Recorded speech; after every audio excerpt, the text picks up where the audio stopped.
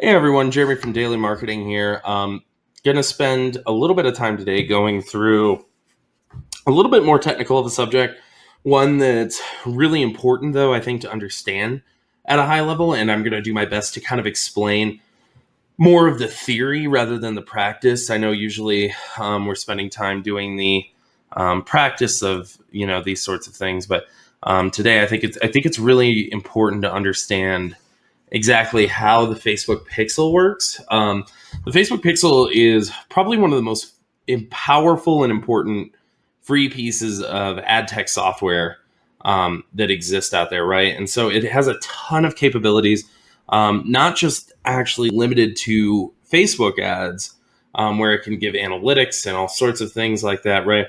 And I think what I think that it's very important for people to understand that even if you aren't running Facebook ads right now, you should go ahead and install the Pixel, right? Because there's a huge component of it gathering data and using it to create custom audiences and things like that that can give you a huge leg up and advantage. But the Pixel, so at a high level, right, what the Pixel is, it's a snippet of code that the Pixel is a snippet of code that you put into your website, into your mobile app. It integrates with a bunch of different things, right? As we kind of look at the data sources, right? You can integrate from everything to a CRM, to a mobile app, to a website, to a platform, all sorts of things, right? And all that's doing is it's collecting data and it's piping it into Facebook. And it's giving Facebook greater context for how people are interacting on your site, and particularly which people are interacting as it relates to the data that Facebook has on all its products, right? And so, what it really comes to is the Pixel is going to be one of the most powerful marketing tools that you're going to have at your disposal, right? And so, I want to start off, kind of high level. I think that it's important to understand that when it comes to Facebook advertising, right, there's not only just the campaign, ad set, and ad, but actual accounts get graded and get points as well from the Facebook team. But then there's also the amount of data that any individual account has ingested, right? And the more quote unquote seasoned a pixel is, the better off you're going to do, right? And so Facebook, when it creates a lookalike audience, particularly when it creates a lookalike audience based on, like a web conversion event, right?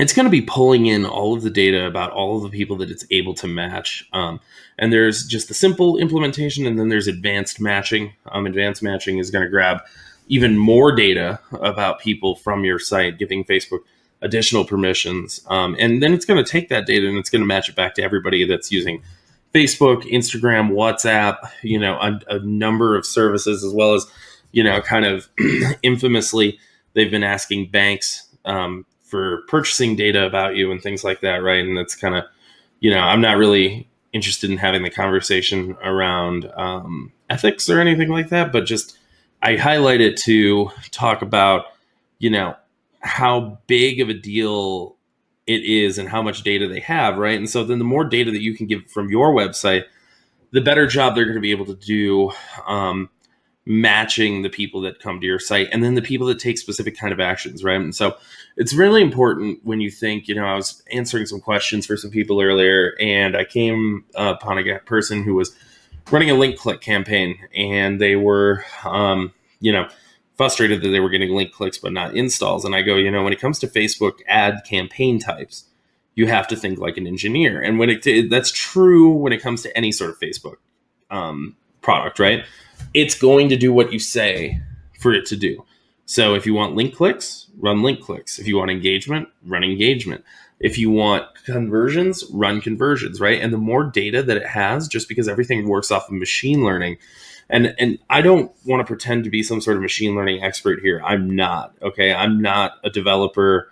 I'm not, I have a very loose grasp on machine learning. And really can only talk about it at a high level. But basically, the important thing that you need to know is that when it comes to machine learning, the more data you can feed a machine learning algorithm, the better outcomes it's going to be able to give you, right? Because all it's doing is extrapolating off of the data that it is given.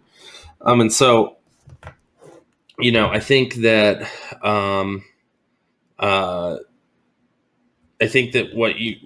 when it comes to this, right, it's important to just give the Facebook pixel as much data as you want. So then when you can use a lot of people, then in turn, we talked about, custom audiences and things like that. A lot of people then in turn create these very niche custom audiences, or they create these, really powerful lookalikes based on specific events. And you need a substantive amount of data in order for those specific events to be properly calibrated, right? So, if I think about it this way, if you were a retail store, right, and the pixel was the person working behind the cash register, and just I walked in, you would assume that 100% and just I walked in and bought something and left, and they were like, okay, well, I'm going to extrapolate off of that, and I'm going to say, that 100% of my customers are men 25 to 34 years old that are hockey fans, right? That may well not be the case. I may be the outlier, right? And so as you're going to get a much better picture if 100 people come in or 1,000 people come in. Then you're going to be able to extrapolate out and say, okay, not only is my average customer something wildly different, but the most valuable customer for me is not even necessarily the average, right? And so when you're dealing with Facebook that has tens of millions and hundreds of millions, of active daily active users, when it comes to optimizing those ads and letting Facebook's letting Facebook's internal optimization tools actually find you the exact right audience, you need to give it the leeway to work, and you need to give it the proper information for it to work, right? And so that's the right way to think about the pixel in regards to how to and why it matters is setting up those 1% lookalike audiences, right? Setting up even just any regular audience. The more data, when you run an ad on Facebook at an ad set, you define an audience, but then Facebook optimizes inside of those definitions, right? And it tries to find you, what it thinks will be your best customer inside of those definitions that you give it. Ultimately, the detailed targeting and lookalikes and stuff like that is really just kind of giving Facebook a head start. And in many cases now, they're saying, that a best practice, despite I ran into somebody earlier who was trying to flex on me, or I don't know what this guy's deal was, but he was like, oh, this is terrible targeting. Like you're hopefully you don't do this for your clients. And I'm like, absolutely, I do it for my clients, right? Because he wasn't inside of the ads or what I was wanted ultimately, but choosing a geography and leaving the targeting wide open so that you see who does click, so that you can then later basically create your own audiences based off of the pixel data on your website that turns into lookalikes, is a very legitimate strategy, right? And so a lot of times Facebook's even saying just leave the targeting wide open if you have a big enough budget, and and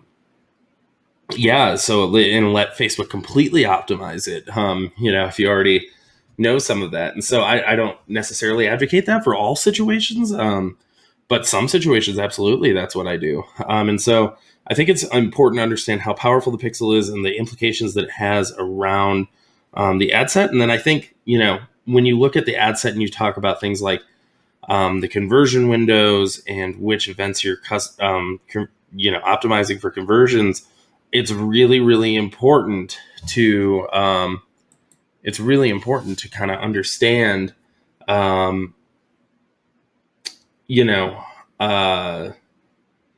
it's really important to understand, basically that, how do you say it? It's really important to understand, I guess, that every single one of these options has implications, right? And you just need to think from kind of an engineer standpoint, get your mind out of kind of the creative side of advertising and more into this like sort of technical implementation and think, you know, what every tool or it's only going to do the algorithm is going to do what I tell it to do so long as it gets what it needs. By and large, right? Obviously, you can't linearly predict sales, but it's gonna, give me link clicks if I ask for link clicks. If I go, just give me people that convert in one day. I want people that hit my website once and convert, or I want people that are gonna think about it a little bit and click and then come back in 7 days, right? And so it's important to just understand that. So getting into this a little bit more granularly. So you've got a few things. So when you add a data source, you have Facebook Pixel, right? And the Pixel is, when you click on the Pixel, it shows a lot of interesting information. There's diagnostics to troubleshoot. There's settings. You can do first party cookies. This is interesting. This is a new change that they've made. So they did first party cookies, which can help with things like get around ad blockers and stuff like that. As you kind of look at the events, you can see granular events coming through URLs, domains, devices, things like that. I'll just move that out of the way, right? And so, you can do a lot of those sorts of things. And so I think the other thing to look at too is that when you go up into the Events Manager, you can look at these partner integrations that you can do with the Pixel, right? And so this isn't, you have BigCommerce, you have your e-commerce stuff up here, right? And even like Ticketmaster, like third-party stuff. You have website platforms, but then you also have like CRM and marketing software, right? So you can get data piped directly from Salesforce. So if you are doing lead generation and then you want it to then turn into, you want to like focus on like kind of these B2B sales where the website conversion isn't necessarily going to be it. You can actually pipe conversions back from your CRM, from tag managers, which is really interesting. You can very granularly tag things, give it directly from, Google Tag Manager, Segment. I'm a big fan of Google Tag Manager. And then, looking at mobile platforms, AppsFlyer, InParticle, Adjust. You can take and pipe data from your mobile platform or from mobile apps as well. And so then, I talked about custom conversions the other day, but there's a lot that you can do with these custom conversions as well. And so name the custom version, you can do a description, but you can say URL traffic right includes all these criteria. So URL contains X, doesn't contain Y, and then also contains, right? And then you can put it into a category. So if I want somebody that views my pricing page and then also views my contact page, right? And I could call that a custom conversion event.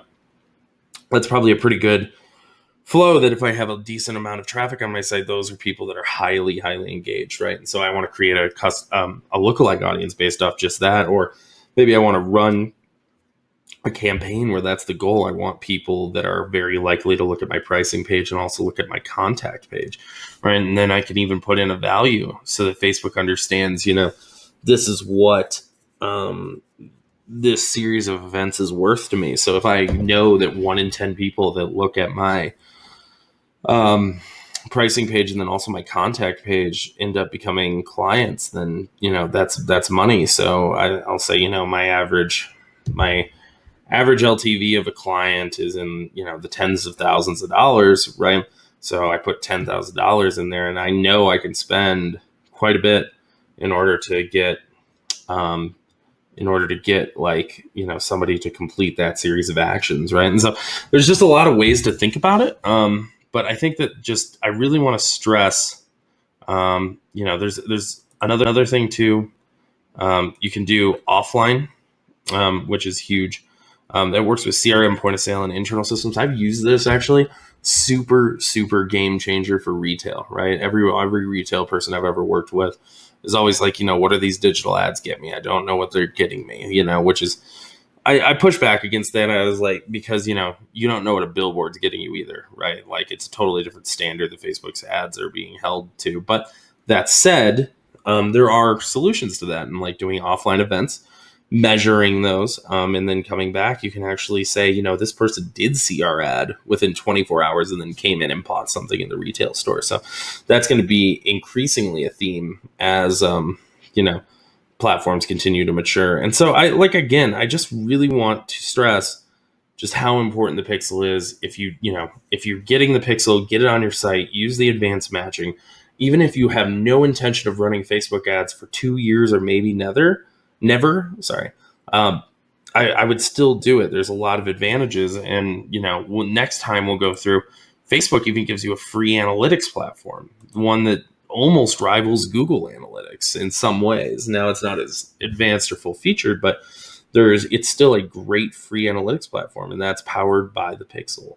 So basically, hopefully that helps you kind of understand, the importance of the Pixel, how seasoning it and, getting some more data into it is really important, how defining out custom conversions is important, how being really intentional with the kinds of ads you're running and the audiences you're creating, and how that can be, huge help for you when it comes to Facebook and Instagram advertising. So thank you all for watching. Like I said, a little bit higher level today, but I think this is like an important enough topic to just kind of talk about it in theory, as well as kind of, poke around the ads manager. So thank you all for watching, and happy marketing. Let me know if you have any questions to comment.